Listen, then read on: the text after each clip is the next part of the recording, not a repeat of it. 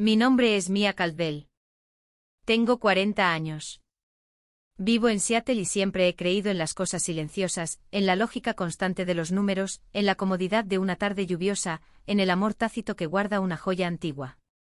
Durante la mayor parte de mi vida, permití que mi tranquilidad fuera confundida con debilidad. Ese fue mi error. Y esta es la historia de cómo lo corregí. Las risas alrededor de la mesa no solo se detuvieron, se hicieron añicos. Se congelaron en el aire, atrapadas en el chasquido metálico y agudo que resonó en el silencio repentino. El collar de mi abuela, una delicada cadena de oro blanco con 3 pequeños diamantes imposiblemente brillantes, ya no estaba alrededor de mi cuello. Colgaba del puño de mi sobrina Lily, de 12 años. Lo alzó a la luz de la araña del comedor, girándolo entre sus dedos. Los diamantes que habían reposado contra mi piel durante 20 años, ahora arrojaban pequeñas y frenéticas chispas de luz por su rostro. Mamá dice que es del mercadillo, anunció Lily a la mesa, su voz fuerte con la confianza inmerecida de una niña a la que nunca se le ha dicho que no. Pero parece un poco falso, ¿verdad? Mi hermano Mark se movió incómodo en su silla. La sonrisa de mi madre se tensó en las comisuras. Pero fue Julia, mi cuñada, quien habló. Soltó una pequeña risa, un sonido perfectamente pulido, diseñado para suavizar cualquier incomodidad social. Pero antes de contarte cómo todo cambió, dale a me gusta y suscríbete, y deja un comentario para hacerme saber desde dónde nos ves. Oh cariño, devuélvelo, dijo ella, su sonrisa sin llegar del todo a los ojos. ¿Sabes lo sentimental que es la tía mía con sus baratijas? ¿Baratijas? La palabra flotó en el aire, barata y despectiva. Algunas personas en la mesa se rieron, aliviadas de que la tensión se hubiera roto. Siguieron el ejemplo de Julia, como siempre hacían. Era más fácil. Mark se rió. Mi tío se rió. Todos vieron la inofensiva curiosidad de una niña y el tonto apego de una mujer a una joya antigua. Todos se rieron, excepto yo. Miré la perfecta sonrisa suburbana de Julia, una sonrisa que me había despreciado durante 15 años. Miré a mi sobrina, que ya estaba aprendiendo esa misma sonrisa. Sentí la piel desnuda de mi cuello, fría donde había estado el collar. En ese espacio frío y vacío, se formó una decisión. No fue ruidosa ni airada. Fue tan silenciosa y tan dura como un diamante. Ese fue el momento en que decidí que esta cena sería la última vez que alguien en la familia Caldwell se reiría a mi costa. Desde fuera, querrías ser un Caldwell. Verías la gran casa con sus columnas blancas y su extenso césped verde en los suburbios de Seattle. Verías las fotos que Julia publicaba en línea. Tarjetas de Navidad con todos vestidos con cachemir a juego. Almuerzos de verano en el patio de losas. Fotos espontáneas de los niños que eran todo menos eso. Parecíamos impecables, un retrato del éxito americano. Pero si arañabas la superficie de esa fotografía brillante, encontrarías podredumbre debajo. Dentro de nuestra familia, el amor no era un consuelo, era un concurso. Y yo siempre estaba perdiendo. El concurso comenzó con mi padre. Era un hombre de inmenso encanto, el tipo de persona que podía venderte cualquier cosa y hacerte darle las gracias por ello. Construyó un exitoso negocio inmobiliario a base de apretones de manos y carisma. Mi hermano Mark heredó ese encanto como una reliquia familiar. Tiene la sonrisa fácil de papá y su habilidad para hacer que todos se sientan como la persona más importante de la habitación. Pero también heredó la ceguera de papá hacia las cosas que importaban, las corrientes silenciosas de infelicidad que corrían bajo la superficie. Papá nunca vio cómo mamá se encogía para hacerlo parecer más grande. Y Mark nunca vio cómo su esposa Julia hacía lo mismo. Solo que su versión era más aguda, más fría y dirigida hacia mí. Julia fue la arquitecta de la imagen moderna de nuestra familia. Se casó con Mark e inmediatamente comenzó a renovar su vida, empezando por su familia. Estaba obsesionada con la apariencia, con el lenguaje tácito de las marcas, las escuelas privadas y el tipo de amigos adecuados. Su propia familia venía de un dinero antiguo que se había agotado en su mayor parte, así que se aferraba a la ostentación de la riqueza con un agarre desesperado y feroz. Sus hijos, Lily y el joven Tom, aprendieron pronto que su valor se medía por el logo de su camiseta y el volumen de sus logros.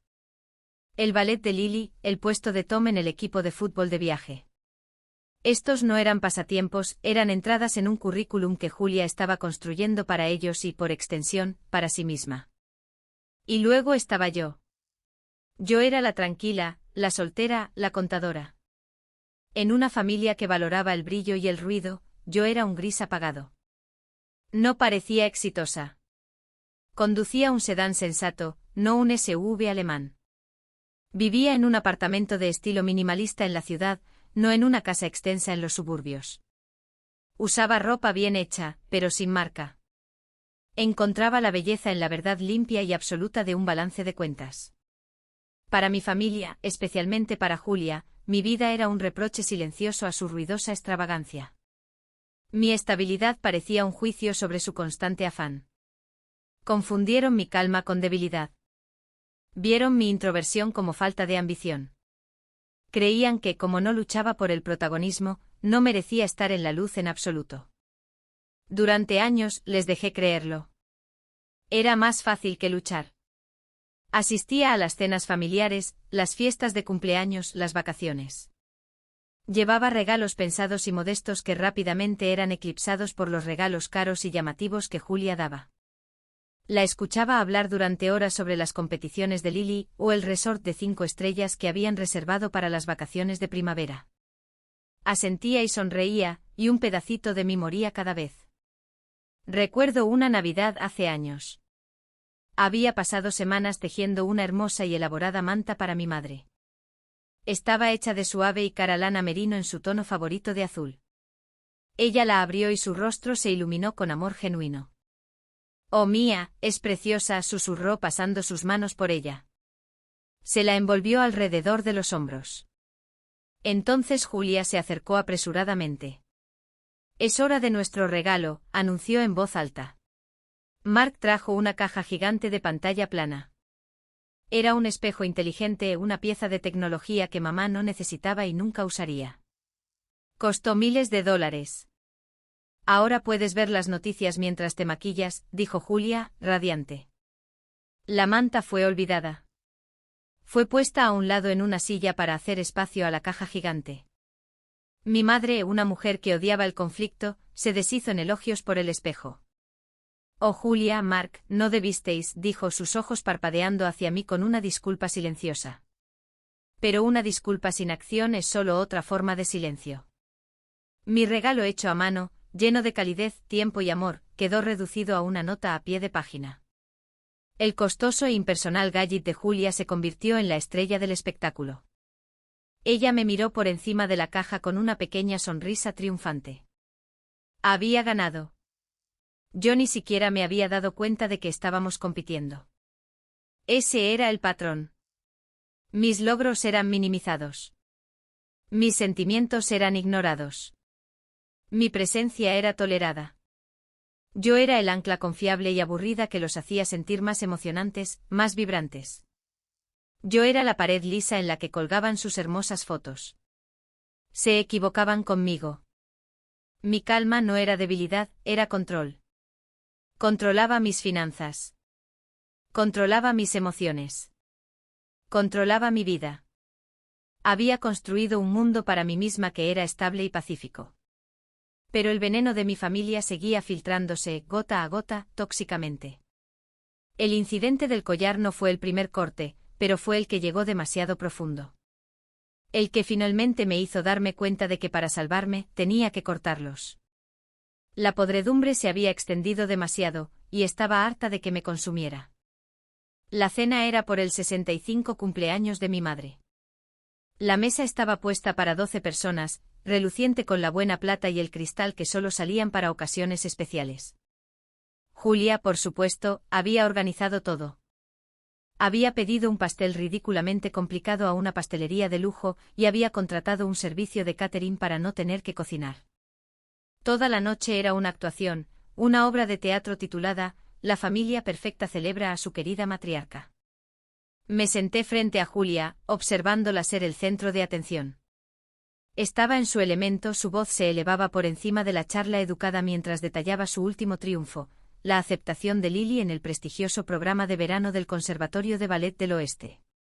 Es simplemente el mejor de la costa oeste, dijo secándose los labios con una servilleta de lino. El entrenamiento es inigualable. Por supuesto, suspiró un sonido de sacrificio maternal cuidadosamente elaborado. Son $50.000 al año para el programa de tiempo completo, pero por Lily, encontraremos una manera. Tenemos que hacerlo. Es su sueño. Mark sonrió a su lado, su rostro brillaba de orgullo. Mi hija, la bailarina, le dijo a nuestro tío, quien asintió con aprobación. Mi madre miró a Lily, sus ojos brillaban. Oh, eso es maravilloso, querida. Simplemente maravilloso. Nadie me preguntó sobre mi vida, sobre el ascenso que acababa de conseguir en mi empresa de contabilidad, o el trabajo voluntario que estaba haciendo para un refugio de animales local. No esperaba que lo hicieran. Simplemente me senté allí bebiendo mi agua, una espectadora en la cena de mi propia familia. Estaba feliz por Lily. Era una bailarina genuinamente talentosa. Había visto su recital, visto la concentración en sus ojos, la alegría en sus movimientos. El talento era real. El paquete en el que venía, sin embargo, la arrogancia, el derecho, la crueldad casual que estaba aprendiendo de su madre, se estaba volviendo insoportable. Luego vino el momento del collar.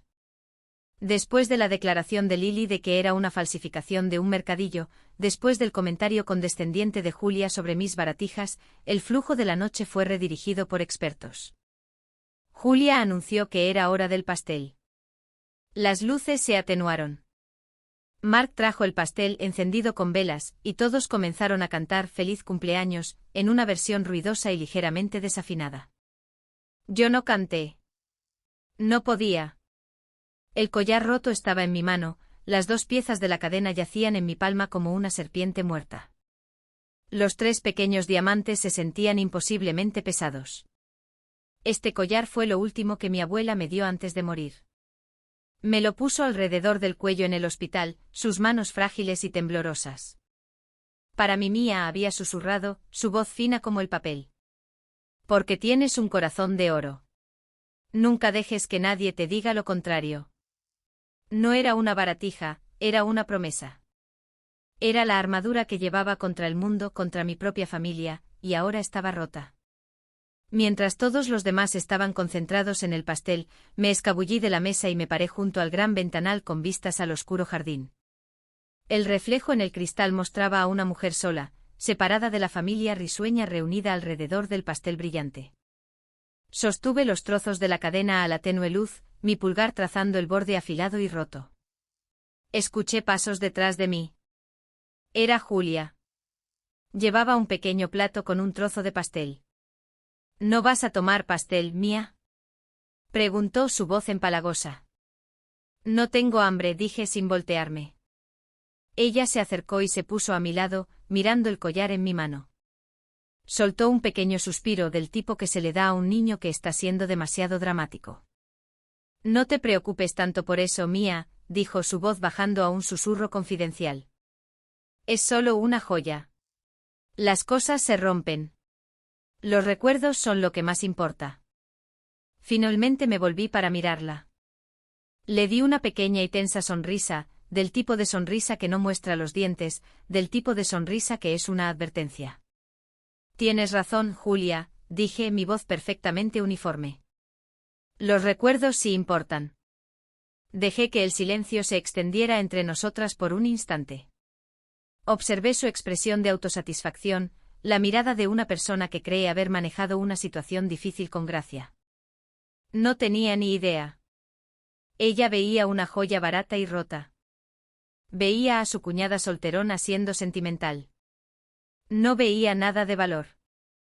Volví a mirar la feliz escena familiar, a mi madre riendo, a mi hermano abrazando a su hija. Y pensé, tienes toda la razón, Julia. Los recuerdos importan. A la mañana siguiente ella tendría uno completamente nuevo, un recuerdo que nunca olvidaría. Para entender lo que hice a continuación, tienes que entender el secreto que había guardado durante 3 años. Era un secreto que nunca tuve la intención de revelar. Era mío, un acto silencioso de bondad en un mundo que se sentía cada vez más ruidoso y transaccional. Comenzó en una gala benéfica patrocinada por mi empresa. Normalmente odiaba estos eventos, la conversación forzada, los vestidos incómodos, la sensación de ser juzgada por tu cargo. Estaba de pie cerca de la mesa de la subasta silenciosa, tratando de parecer que pertenecía, cuando una mujer con ojos amables y una sonrisa cálida entabló conversación conmigo.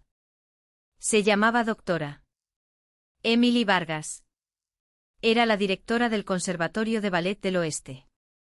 No intentaba solicitar una donación, simplemente hablamos. Ella habló sobre la danza no como un pasatiempo para niños ricos, sino como una disciplina, una forma de arte que salvaba vidas. Me habló de los estudiantes que venían de la nada, que fregaban suelos y trabajaban en turnos nocturnos para pagar sus zapatillas de punta. Me habló del talento puro e impresionante que veía todos los días y de la angustia de ver ese talento marchitarse porque una familia no podía pagar la matrícula. Me contó una historia en particular sobre una joven de un pueblo pequeño cuya familia lo había perdido todo en una inundación. Era la bailarina más talentosa que la doctora Vargas había visto en una década, pero tuvo que abandonar. La historia se me quedó grabada.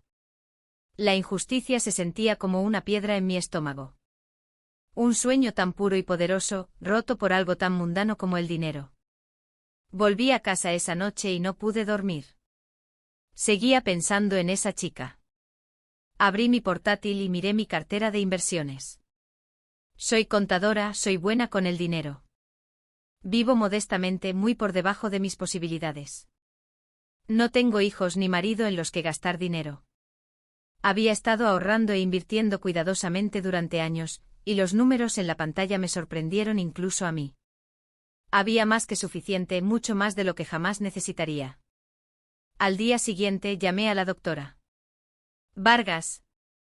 Le propuse una idea, quería crear una beca privada y anónima, una beca completa de $50,000 al año, para un estudiante elegido por ella y su personal, basándose en una combinación de talento extraordinario y necesidad económica.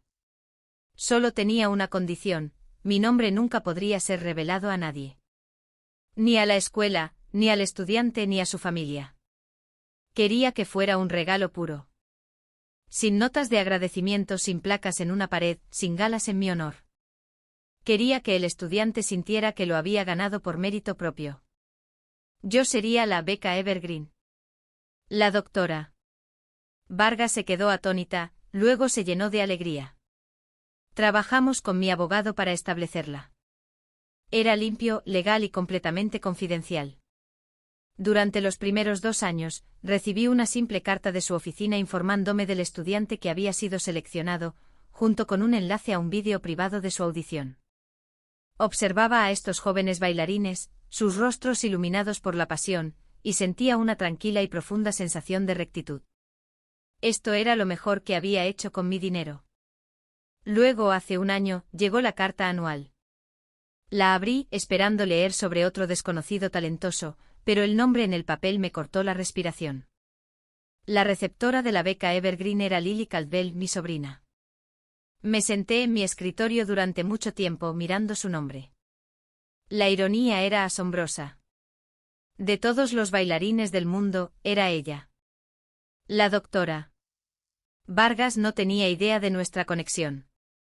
Para ella, Lily era solo otra solicitante con una poderosa cinta de audición y un formulario de ayuda financiera que mostraba que los ingresos de sus padres no eran suficientes para cubrir la exorbitante matrícula. Mark y Julia ganaban bien, pero $50,000 al año en efectivo, además de su hipoteca y estilo de vida, estaban fuera de su alcance. Una parte de mí estaba furiosa. Mi dinero, mi regalo silencioso y sincero, iba a financiar el sueño de la hija de Julia. Se sentía como una broma cósmica. Pero luego pensé en Lily, la chica real, no el producto de la ambición de su madre. Pensé en el talento genuino que había visto en ella. ¿Merecía ser castigada por la maldad de su madre? Decidí que no, así que lo dejé estar. Guardé el secreto. Pagué la matrícula. Escuché con una sonrisa amarga oculta cómo Julia se jactaba durante meses de cómo Lily había ganado una prestigiosa beca por mérito del conservatorio.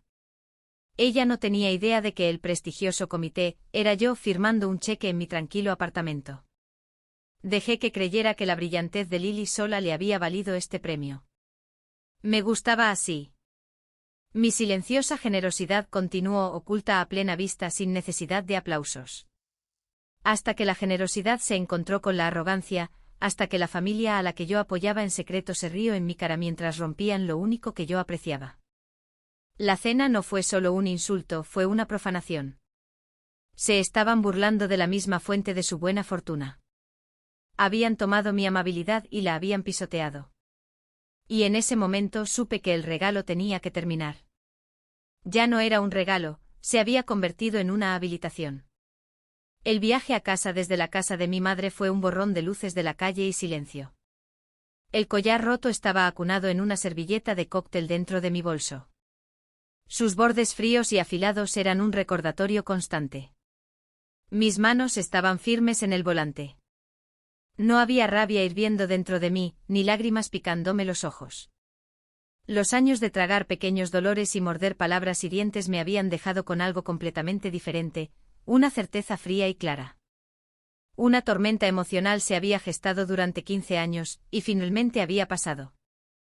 Ahora solo quedaba el trabajo tranquilo y silencioso de limpiar el daño. Cuando regresé a mi apartamento, el silencio fue un consuelo. Mi espacio es un reflejo de mi mente, ordenado, organizado, todo en su lugar.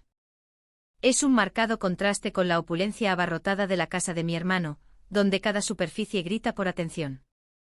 Entré en mi cocina, llené la tetera y la puse en la estufa a hervir. Abrí un recipiente y me di una cucharada de té de manzanilla, el aroma de las flores secas llenó el aire. Esto no era el acto de una mujer al borde de un colapso, era un ritual, era un negocio. Con una taza caliente de té enfriándose a mi lado, me senté en el pequeño escritorio de mi sala de estar y abrí mi portátil. La pantalla proyectó un brillo azul en mi rostro. Mis dedos se movieron rápidamente sobre el teclado. No tuve que pensar qué escribir, las palabras ya estaban allí completamente formadas. Primero, abrí un nuevo mensaje para la doctora. Emily Vargas. Encontré su dirección de correo electrónico privada de nuestra correspondencia inicial. Mantuve el mensaje profesional, impersonal y absoluto. No habría lugar para la negociación. Asunto: terminación de la financiación de la beca Evergreen. Estudiante número 4276. Estimada doctora Vargas, espero que este correo la encuentre bien. Le escribo para informarle de mi decisión de terminar la financiación de la beca Evergreen, específicamente para la estudiante número 4276, Lily Caldwell. Esta terminación será efectiva de inmediato para todos los pagos de matrícula futuros. Esta no fue una decisión simple y es con pesar que tomo esta medida. Las circunstancias que llevaron a la creación de la beca han cambiado fundamentalmente. Gracias por su profesionalismo y su dedicación a sus estudiantes. Les deseo a usted y al Conservatorio del Oeste todo lo mejor. Atentamente, la donante. Mi dedo se cernió sobre el botón de enviar. Un destello de duda cruzó por mi mente. ¿Era justo castigar a Lily por los pecados de su madre? El sueño de una niña pendía de un hilo. Pero esto ya no se trataba de un sueño, se trataba de una lección. Una lección de respeto, de gratitud, de la simple decencia humana de no burlarse de la persona que silenciosamente te está abriendo el camino. Julia nunca aprendería. Mark nunca me defendería. Pero Lily aún era joven. Quizás esta lección sería la más valiosa que jamás recibiría. Hice clic en el botón. El correo electrónico se fue. Luego redacté un mensaje para Mark y Julia. Este requería un tipo diferente de precisión. Tenía que ser informativo pero distante. Una pequeña bomba de información perfectamente elaborada, envuelta en un pañuelo de falsa simpatía. Asunto: respecto a la beca de Lily. Mark y Julia, acabo de enterarme de una terrible noticia sobre la beca de Lily en el Conservatorio del Oeste. Parece que el donante privado que estaba financiando su plaza ha retirado inesperadamente su apoyo. Con efecto inmediato, creo que la política del conservatorio establece que en tal caso, la matrícula completa del estudiante para el próximo trimestre vencerá en 30 días. Si no se paga, su inscripción será cancelada. Lamento mucho escuchar esto. Solo puedo imaginar lo molesto que debe ser. Mía. La última línea era una obra de arte. Era cierta a su manera. Sentía lástima de que me hubieran forzado la mano.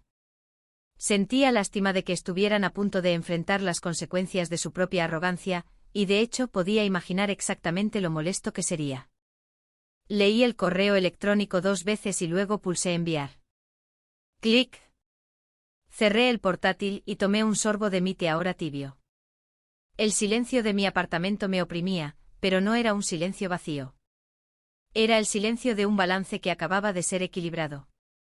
Durante años las cuentas de mi familia habían sido un desorden de deuda emocional y crédito inmerecido. Acababa de corregir la entrada.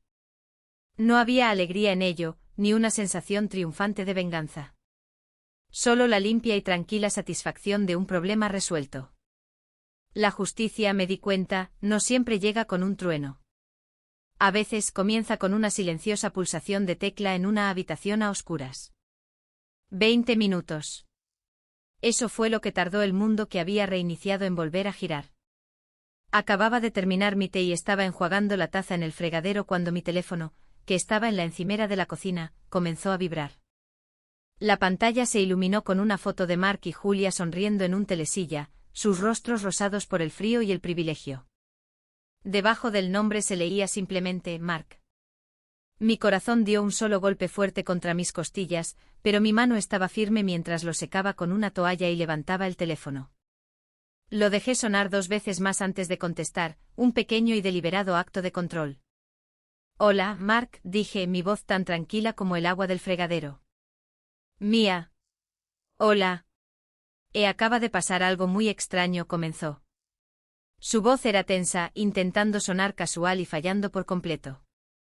Siempre fue el amortiguador designado de la familia, el que enviaban para suavizar las cosas cuando los bordes afilados de Julia habían causado daño.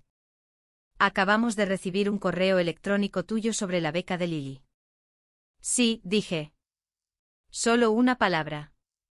No ofrecí nada más. Le hice hacer el trabajo.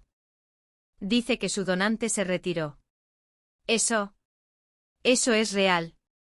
¿Sabes lo que pasó? Hablaba rápidamente, las palabras atropellándose. Sonaba genuinamente confundido, como si se tratara de un desastre natural que había ocurrido sin previo aviso. En cierto modo, lo era. Solo sé lo que escribí en el correo electrónico, Mark, dije, manteniendo mi tono nivelado, casi aburrido. Aparentemente el donante cambió de opinión.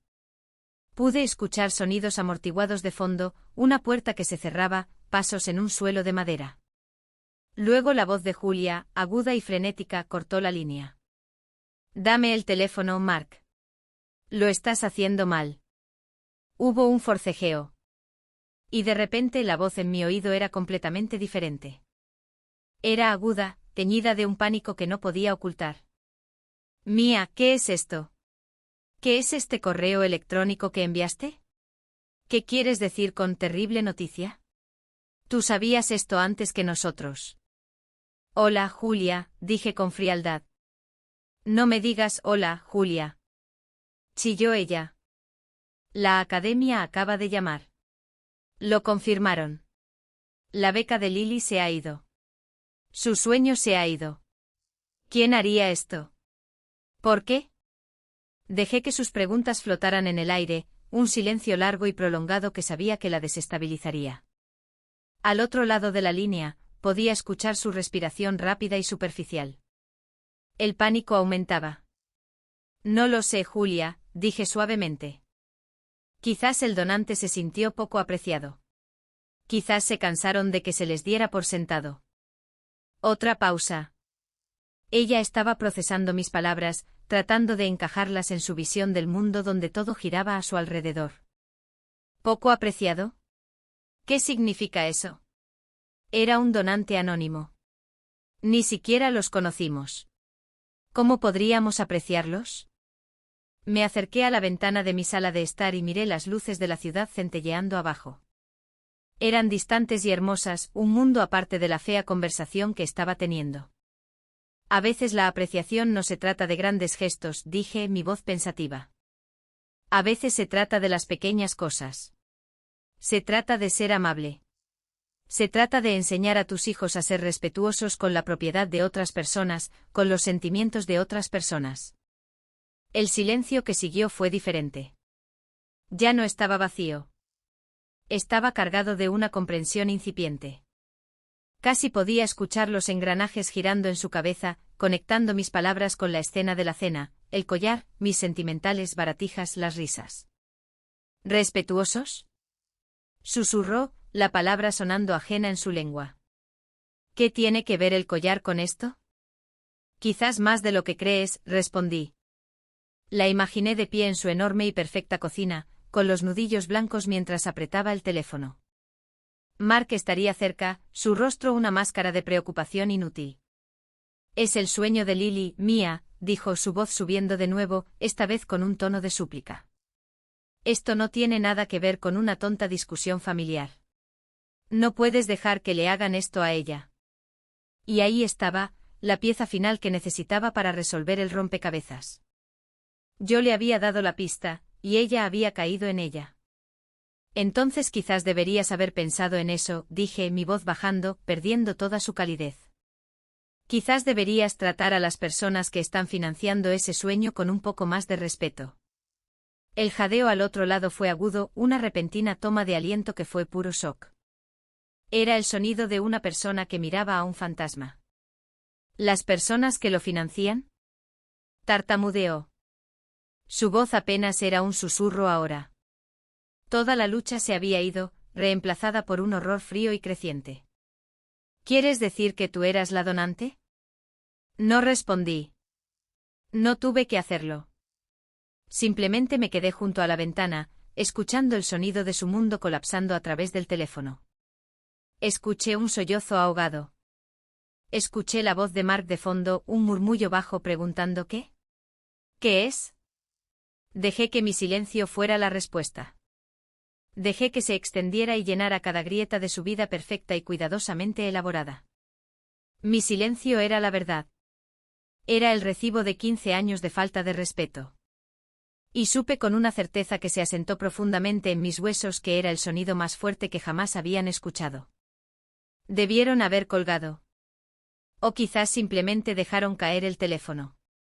De cualquier manera, la línea se cortó. Me quedé allí un momento con el teléfono todavía pegado a mi oído, escuchando el tono de llamada. Una ola de algo no triunfo sino una finalidad profunda y cansada, me invadió. Lo había hecho. El secreto había salido a la luz. Los hilos invisibles que había estado usando para sostener el sueño de mi sobrina ahora estaban cortados, y el peso total de ello estaba a punto de caer sobre ellos. Esa noche dormí mejor que en años. La siguiente llamada llegó a las 9 de la mañana siguiente. Era Mark de nuevo. Esta vez pude escuchar el eco en la línea que me indicaba que estaba en altavoz. Estaban presentando un frente unido. Mía, comenzó Mark, su voz tensa. Necesitamos hablar de esto. Estamos hablando, dije. La voz de Julia interrumpió, espesa con lágrimas no derramadas. Era su voz de actriz, la que usaba cuando quería simpatía. Mía, por favor. Lo que hizo Lily fue un accidente. El cierre probablemente estaba viejo. Ella no quería que se rompiera. Me senté a la mesa de la cocina, sosteniendo una taza de café recién hecho. El sol de la mañana entraba por la ventana y me sentía extrañamente tranquila, como una doctora a punto de dar un diagnóstico difícil pero necesario. Los accidentes no vienen con risas, Julia, dije simplemente. Un accidente es cuando te tropiezas y te caes. Cuando anuncias a una mesa llena de gente que algo es falso y de un mercadillo mientras lo estás rompiendo, eso no es un accidente. Eso es una actuación. Es una niña. Gritó Julia, su voz quebrándose. Tiene 12 años. Solo repite cosas que oye. No entendía lo que decía. Entonces debiste haberla educado mejor, respondí, mi voz inquebrantable. Eres su madre. Le enseñaste que mis cosas son baratijas. Le enseñaste que soy alguien a quien despreciar.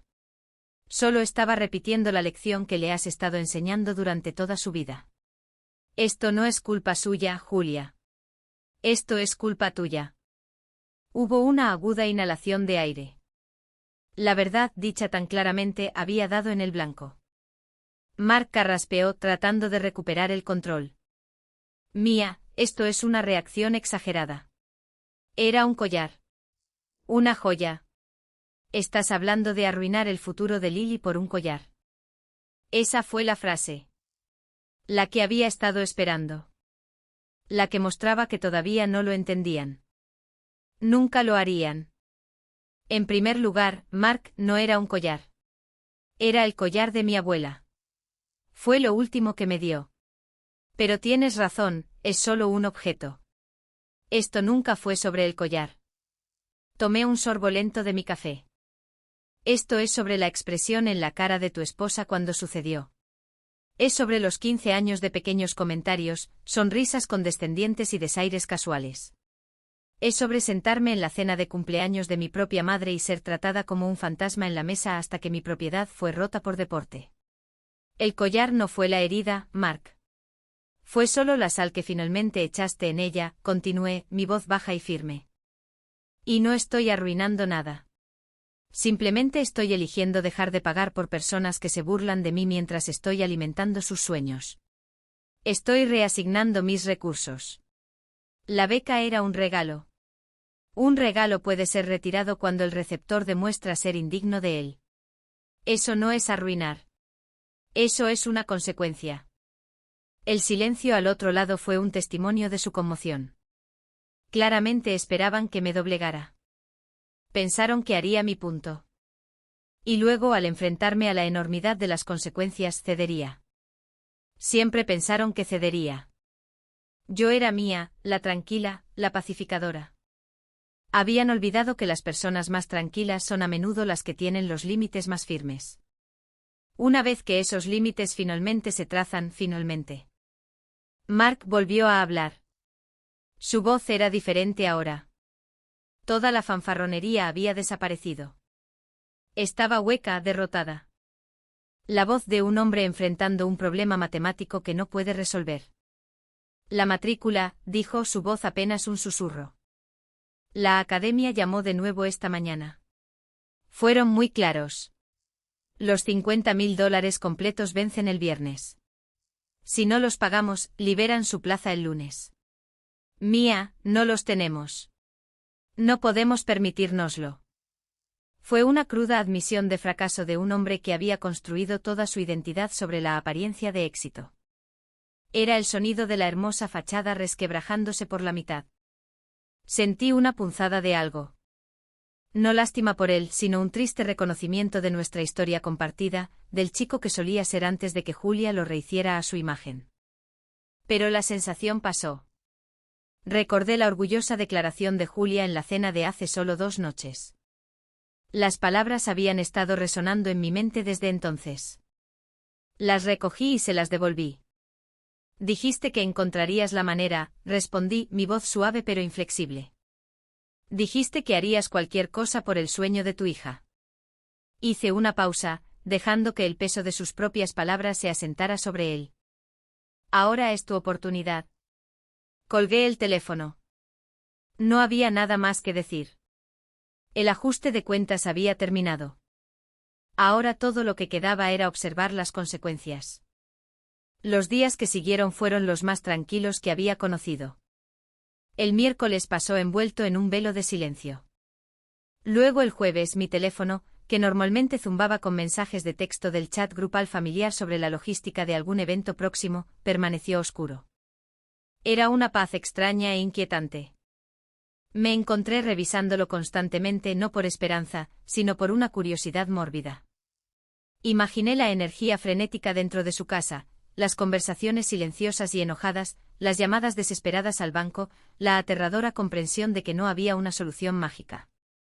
Estaban atrapados por las consecuencias de sus propias acciones. Conocía sus finanzas casi tan bien como las mías.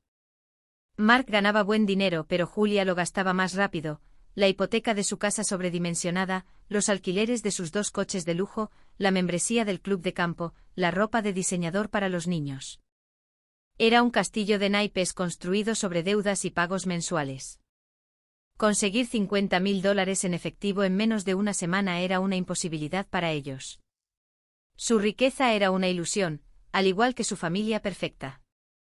El viernes llegó y se fue. Trabajé desde casa con mi portátil abierto, mi mente a millones de kilómetros de distancia. A las 5:01 de la tarde, supe que la oficina del tesorero del Conservatorio del Oeste estaba cerrada.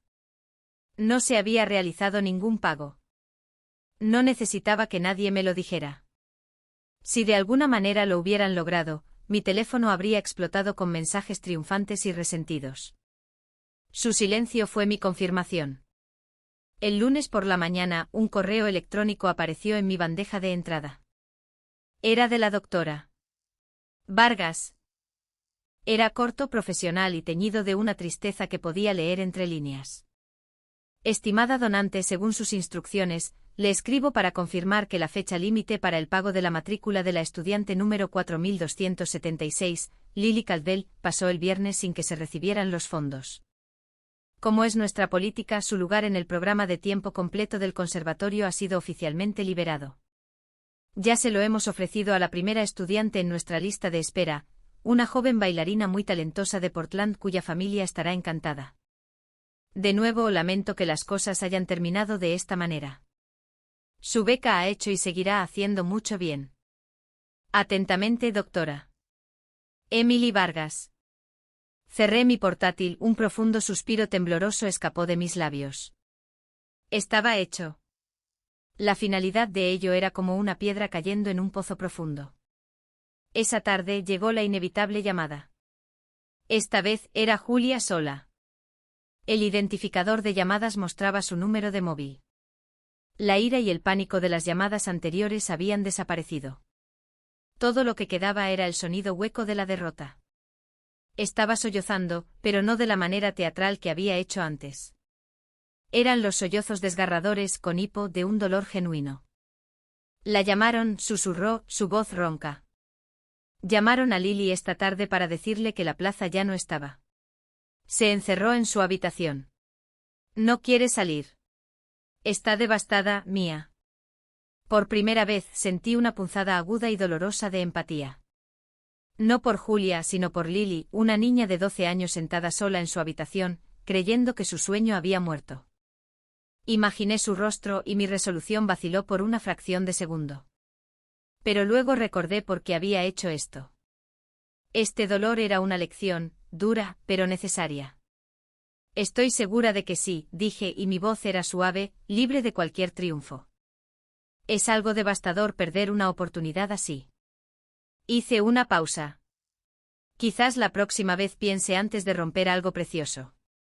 No fue culpa suya. Gritó Julia, un último destello de su viejo fuego regresando. No asentí con calma. No lo fue. Fue tuya. Terminé la llamada antes de que pudiera responder. 2 días después, mi madre llamó. Su voz era un susurro conspirador, como si fuera una espía informando desde detrás de las líneas enemigas. Era su movimiento característico, reconocer un problema sin tomar partido, toda una vida tratando de mantener una paz que nunca había existido realmente. Mía, cariño, comenzó. Hablé con Mark. Él y Julia están. Bueno, están muy molestos. Lo sé, mamá, dije. Me contaron la historia más increíble, continuó. Su voz apagada. Dijeron que tú eras la donante de la beca de Lily. ¿Es eso cierto? Lo era, dije. Ya no tenía sentido ocultarlo. Hubo una larga pausa al otro lado. Pude escuchar su respiración, pude imaginarla sentada en su impecable sala de estar retorciéndose un anillo en el dedo. ¿Y lo cancelaste por ese pequeño incidente con el collar? Lo cancelé porque el collar fue la factura final de una deuda de falta de respeto que se había acumulado durante 15 años, dije, diciéndole a mi madre una verdad que nunca antes me había atrevido a decir. Lo cancelé porque estaba cansada de ser su red de seguridad y su blanco de bromas al mismo tiempo. Pero Mía, es tu familia, dijo su voz llena de una suave y dolorosa confusión. Era la frase que se había usado para tapar cada grieta en los cimientos de nuestra familia, desde que tengo memoria. Era la justificación de cada herida, la excusa de cada crueldad. Lo sé, dije, y una triste y tranquila comprensión se apoderó de mí. Mi propia madre nunca lo entendería de verdad. Estaba demasiado inmersa en el sistema, demasiado interesada en la fachada. Pero la familia no debería tener un pase libre para tratarte mal. Pagué el sueño de Lily durante un año completo, mamá. Nunca pedí nada a cambio. Mi voz era clara y firme. El respeto era el único pago que siempre quise. Y cuando ni siquiera pudieron darme eso, cerré la cuenta. Pasó una semana. El silencio de la casa de mi hermano se convirtió en una constante, un nuevo muro frío entre nosotros. Mi madre llamó algunas veces más, haciendo ruidos vagos e infelices sobre el perdón y dejar que las cosas se calmaran. Pero no insistió. Creo que en cierto nivel, sabía que yo había cambiado. La vieja mía, la que absorbía cualquier desaire en aras de la armonía familiar, se había ido. Esta nueva mía tenía límites de acero. El silencio había comenzado a sentirse menos como un vacío y más como paz. Estaba encontrando un nuevo ritmo en mi vida, uno que no implicaba prepararse para la próxima reunión familiar. Luego una tarde apareció en mi buzón un sobre diferente de las facturas habituales y el correo basura. Era un sobre blanco sencillo. No había remitente.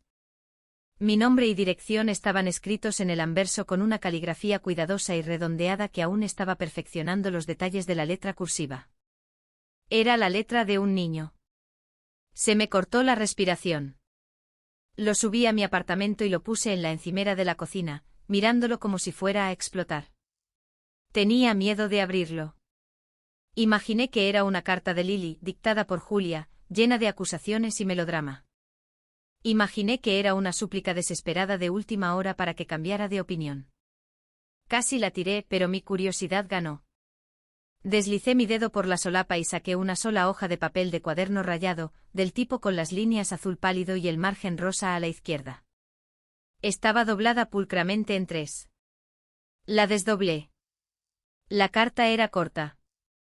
Cada palabra se sentía elegida y dolorosamente real. Querida tía mía, lo siento mucho. Siento haber roto tu collar. No sabía que era real o que era importante para ti. No debería haberlo tocado. Estuvo mal. Mamá dijo cosas sobre ti y tus cosas que no eran ciertas. Solía pensar que tenía razón, pero ya no lo creo. Ella está muy enojada y papá también. Pero creo que están enojados porque los descubrieron. Tú me ayudaste más que nadie. Pagaste mi sueño y ni siquiera sabía que eras tú. Nunca pude decirte gracias. Me siento fatal por haber sido mala contigo cuando tú eras tan amable conmigo. Gracias por ayudarme. Aunque ya haya terminado, nunca lo olvidaré. Lo siento, Lily. Leí la carta 3 veces. Con cada lectura, el nudo apretado y protector en mi pecho se aflojaba. Al final de la tercera lectura, las lágrimas corrían por mi rostro. No eran lágrimas de tristeza ni de ira. Eran lágrimas de alivio, lágrimas de una validación profunda y desgarradora. No había excusas. No había culpabilización. Solo la honestidad limpia, simple y devastadora de una niña que finalmente había visto la verdad. La frase mamá dijo cosas que no eran ciertas, lo era todo. Era Lily separándose de la narrativa de su madre. Era el sonido de una conciencia naciendo. En ese momento supe que no había arruinado el futuro de una niña. Le había dado la oportunidad de uno real, uno construido sobre el carácter en lugar del privilegio. Mi acción silenciosa y dolorosa no había sido un acto de destrucción, había sido un acto de clarificación. Había disipado el humo y destrozado los espejos. Y en los escombros, Lily había encontrado un pedazo de sí misma. Fui a mi escritorio y saqué un trozo de mi propio papel de papelería, grueso y color crema, y una buena pluma estilográfica.